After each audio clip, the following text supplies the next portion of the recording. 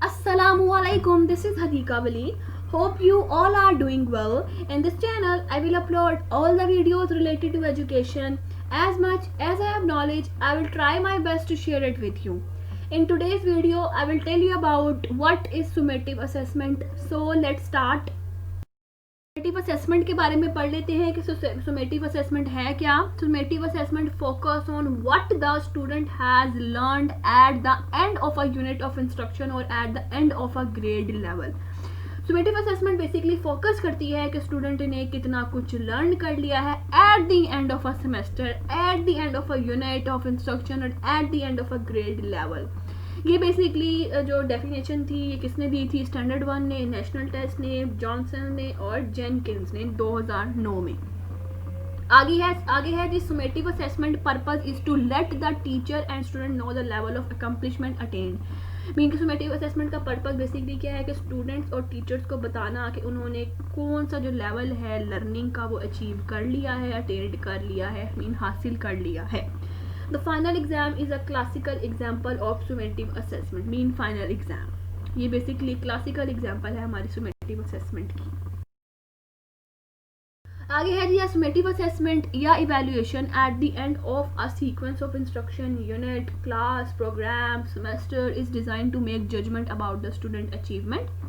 ठीक हो गया. उसमें अचीवमेंट में final draft, test, exam, assignment, project, performance वगैरह सब कुछ आ जाता है. ठीक है. It determines the extent to which objective of instructions have been attend and used for assigning grades and marks and to provide feedback to student. Basically determine करती है, तयन करती है कि कितने ऑब्जेक्टिव जो है वो बच्चों ने अचीव कर लिए हैं. उसके फिर वो जो उसका रिजल्ट होता है वो उनको ग्रेड्स की सूरत में, मार्क्स की सूरत में, फीडबैक की सूरत में बच्चों को मिलता है. आगे है summative assessment of learning to makes how much our student have learned up to a particular point in time. Mean के स्टूडेंट्स ने कितना कुछ जो है वो पार्टिकुलर टाइम में वो लर्न कर लिया है. तो कंडक्ट होता है at the end of the course. ठीक हो गया. आगे है this type of assessment is a successful and product of the pre stated objective. कहते हैं कि सक्सेसफुल एंड है, एंड प्रोडक्ट है हमारा प्री स्टेटेड ऑब्जेक्टिव के पॉइंट ऑफ व्यू से.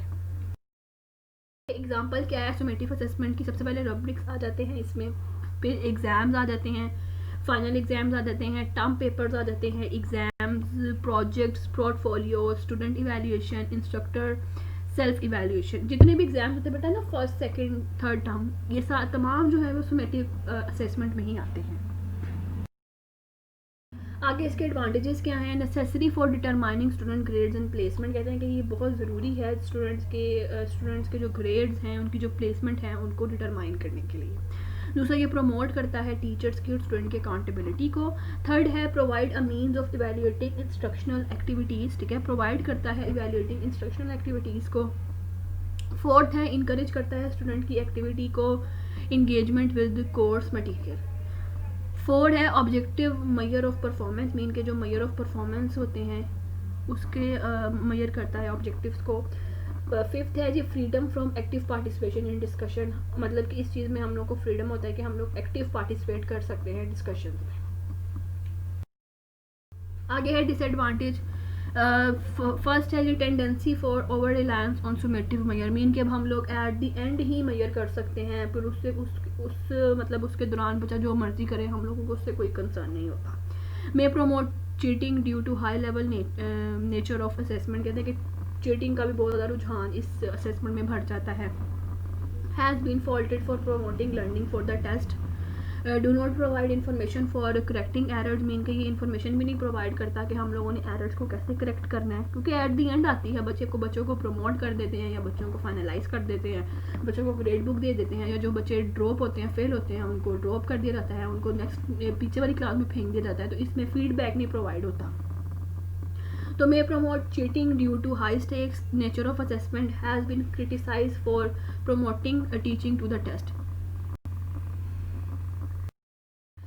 आगे जी फॉर्मेटिव और सुमेटिव को अगर हम लोग इसका ओवरव्यू देखें तो पाउल ब्लैक ने बहुत अच्छी इसकी एग्जांपल दी थी फॉर्मेटिव की कि when the cook test the soup. Mean कि जब बनाने वाला सूप को टेस्ट करे तो वो फॉर्मेटिव होता है, और सुमेटिव क्या है कि ma'am the customer test the soup, मतलब कि जब कस्टमर जो है वो सूप को टेस्ट करे तो ये हमारी सुमेटिव असेसमेंट है। ठीक हो गया।